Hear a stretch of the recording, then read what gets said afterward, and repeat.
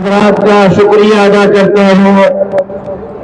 آپ نے صوبائی جماعت کے حکم پر آج صوبائی الیکشن کمشنر کے دفتر کے سامنے اتنا بڑا احتجاجی مظاہرہ قائم کر کے جماعت کاش کو تقویت بخشی ہے.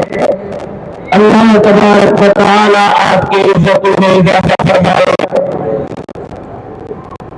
پچھلے 6 دنوں سے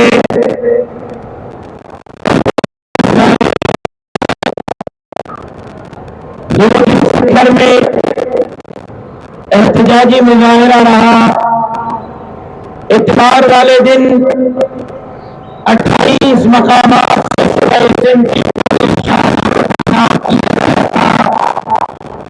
پیر والے دن ضلعی الیکشن کمشنر کے دفاتر کے سامنے پورے صوبے میں مظاہرے ہوئے. منگل کو تحصیلوں میں پریس کلبوں کے سامنے مظاہرے ہوئے. کل بدھ کو ڈپٹی کمشنر کے دفاتر کے سامنے پورے صوبے میں مظاہرے ہوئے. یہاں کراچی میں صوبائی الیکشن کمشنر کے دفتر کے سامنے مظاہرہ ہو رہا ہے.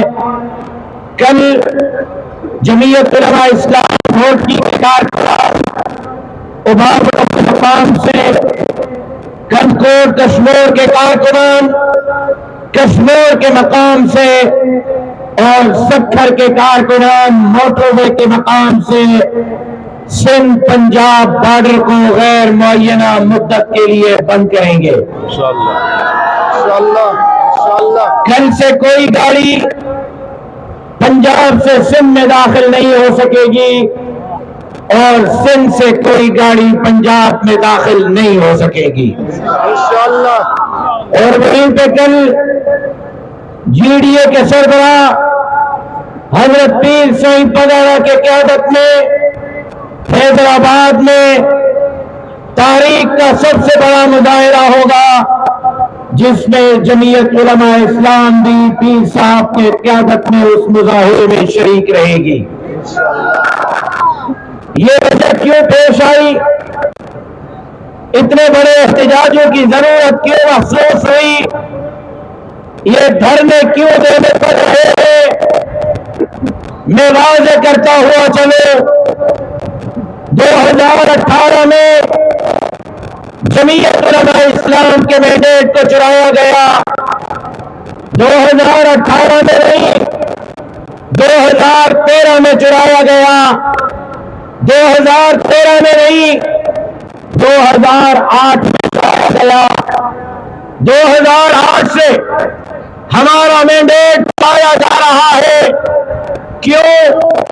کیونکہ 2002 کی اسمبلی میں آپ کے قائد میرے قائد مولانا فضل الرحمان وزیر اعظم کے امیدوار تھے. ایک ووٹ سے وہ پاکستان کے وزیر اعظم بننے سے رہے.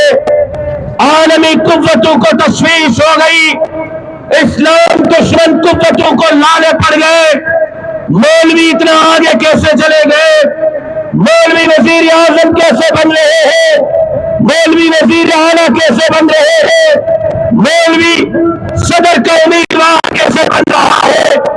رفتہ رفتہ ہمارے حجم کو کم کیا گیا اور پھر 2024 میں ہمیں سزا دی گئی فلسطین کے ساتھ کھڑے ہونے کی، کبر افضل کے ساتھ کھڑے ہونے کی، اسرائیل کے خلاف کھڑے ہونے کی ہمیں سزا دی گئی.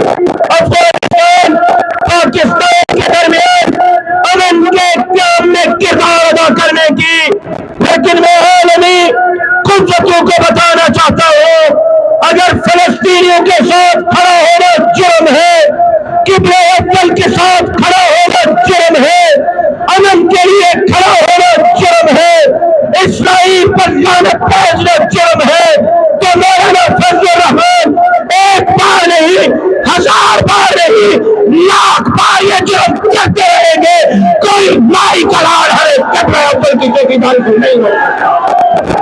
لبیک لبیک لبیک لبیک لبیک لبیک لبیک لبیک جیسے سندھ حکومت کے نگران وزیر اعلیٰ جناب آصف علی زرداری صاحب کے ریکمنڈیشن پر لگایا گیا، نگران کابینہ آصف علی زرداری صاحب کے ریکمنڈیشن پر لگائی گئی، ڈی سی ایس پی ان کے، اس کے بعد الیکشن کمیشن نے حلقہ بندیاں کی، جی ڈی اے بھی اس الیکشن کمیشن کے دفتر میں آئی، جے یو آئی بھی یہاں آئی، ایم کیو ایم بھی یہاں آئی، مسلم لیگ نون بھی یہاں آئی، قوم پرست جماعتیں بھی یہاں آئی، اور ہم نے حلقہ بندیوں پر اعتراضات کیے، لیکن الیکشن کمیشن نے اپوزیشن کے، سندھ نے اپوزیشن کے جماعتوں کے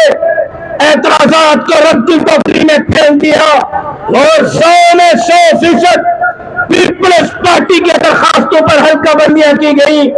وزیر اعلیٰ نے کہا یہاں سے دھاندلی کا آغاز ہوا،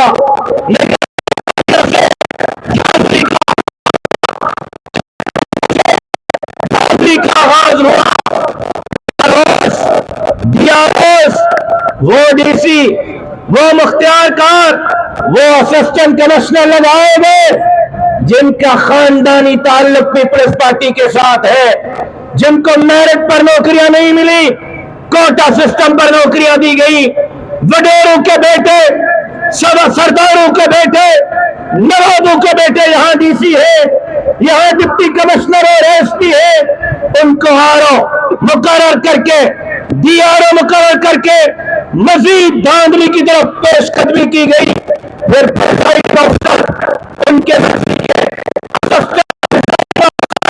ان کی مرضی کے جو پولنگ اسٹیشن خان صاحب کی، سردار صاحب کی، نواب صاحب کی، وہاں کوئی حساس نہیں، وہاں کوئی آرمی نہیں، وہاں کوئی رینجرز نہیں، وہاں کوئی پولیس نہیں، جو حلقہ جمعیت علماء اسلام کی اکثریت کا وہاں حساسیت نظر آ گئی۔ اس کے بعد پھر نیٹ ورک بند کیا گیا تاکہ امیدوار ایک پولنگ سے دوسرے پولنگ تک نہ جا سکے، امیدوار کو پتہ ہی نہ ہو کہ کہاں بدماشی ہو رہی ہے، کہاں ٹھپے بازی ہو رہی ہے، کہاں دھاندلی ہو رہی ہے۔ الیکشن کمشنر صاحب، آج جتنی نفری آپ نے اپنے کمیشن کے دروازے پہ کھڑی کی ہے، جتنی یہ کمانڈوز آپ نے اپنے چھتوں پر، دیواروں پر اور دروازوں پر کھڑے کیے ہیں، اگر اتنے پولیس والے آپ امیدواران کے کہنے پر